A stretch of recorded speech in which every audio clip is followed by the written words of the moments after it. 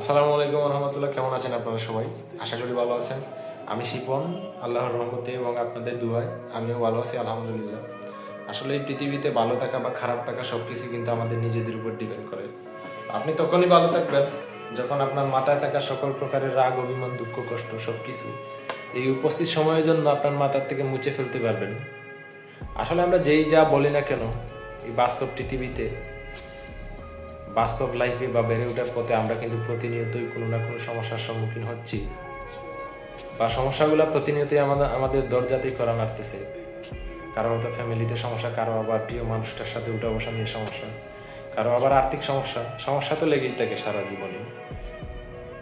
তো আপনাকে সেই সমস্যাগুলোর সাথে মিলেমিশে থাকাটাকে শিখতে হবে, না হয় কিন্তু এই সুন্দর পৃথিবীটাকে আপনি উপভোগ করতে পারবেন না। আপনি যত বেশি সমস্যার সমাধান করতে পারবেন, আপনি তখনই দেখবেন আসলে পৃথিবীটা তখনই আপনার কাছে সুন্দর লাগবে, বা আপনিও আপনার এই বাস্তব জীবনে চলার পথগুলোকে আপনি সহজ করে নিতে পারবেন, যখন আপনার জীবনে আসা যে কোনো সমস্যাটাকে আপনি সমাধান করতে পারবেন। আর যদি সমাধান না করে আপনি সারাদিন টেনশনের ভিতরে থাকেন, ডিপ্রেশনের ভিতরে থাকেন, এক সময় আপনি কিন্তু মানসিকভাবে ক্ষতিগ্রস্ত হয়ে আপনার লাইফটাকে কিন্তু ধ্বংসের মুখে ঠেলে দিচ্ছেন, যেটা আপনি নিজেও জানেন না। আপনি তখনই ভালো থাকবেন যখন সেই সমস্যাগুলোকে আপনি কাটিয়ে উঠতে পারবেন। অনেক সময় দেখা গেছে সেই সমস্যাগুলোকে সমাধান করার জন্য আমরা সারাদিন কেমন জানি টেনশনের ভিতরে থাকি, বা দিনগুলোকে এক এক করে কাটিয়ে দিতেছি ডিপ্রেশনের ভিতর দিয়ে, তাও সমস্যাগুলোকে আমরা সমাধান করে উঠতে পারতেছি না। তো আপনি যদি আপনার দ্বারা সম্ভব না হয় আপনার আশেপাশের মানুষদের পরামর্শ নিতে পারেন।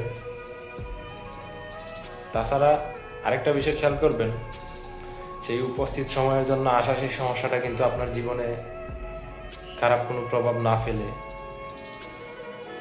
হয়তো আমি বা আপনি সেই সমস্যাকে সমাধান করতে পারবো না বা আদৌ পারতেছি না, কিন্তু সেই সমস্যাটার জন্য চেষ্টা করাটা কিন্তু আমাদের জীবনে খারাপ একটা প্রভাব ফেলতে পারে। আপনি এমনভাবে টেনশন করলেন বা ডিপ্রেশনের ভিতরে দিনগুলোকে কাটিয়ে দিতেছেন, আপনি মানসিকভাবে ক্ষতিগ্রস্ত হচ্ছেন, যেটা আপনি নিজেও জানেন না, যা আপনার বেঁচে থাকার জন্য বা আপনার এই সুন্দর পৃথিবীতে বেঁচে থাকাটাকে হুমকির মুখে ঠেলে দিচ্ছে। এক সময় দেখা গেল আপনি যদি খারাপভাবে ক্ষতিগ্রস্ত হন বা মানসিকভাবে ক্ষতিগ্রস্ত হন, সেটার প্রভাব কিন্তু আপনার ফ্যামিলিতে পড়তেছে। আপনি ভালো থাকতেছেন মানে আপনার ফ্যামিলি ভালো থাকতেছে। আপনার ফ্যামিলির সদস্যদের মধ্যে কেউ যদি অসুস্থ হয়ে যায়, তাহলে আপনি তো ভালো থাকতে পারবেন না, বা ভালো থাকাটা কোনোভাবে সম্ভব নয়। তো আপনাকে সেটাও খেয়াল রাখতে হবে যে উপস্থিত সময়ের জন্য আসা সেই সমস্যাটাকে নিয়ে এত বেশি টেনশন, এত বেশি ডিপ্রেশনের ভিতরে থাকা যাবে না। আপনি যদি সমস্যার সমাধান না করতে পারেন, আপনার আশেপাশের মানুষ আছে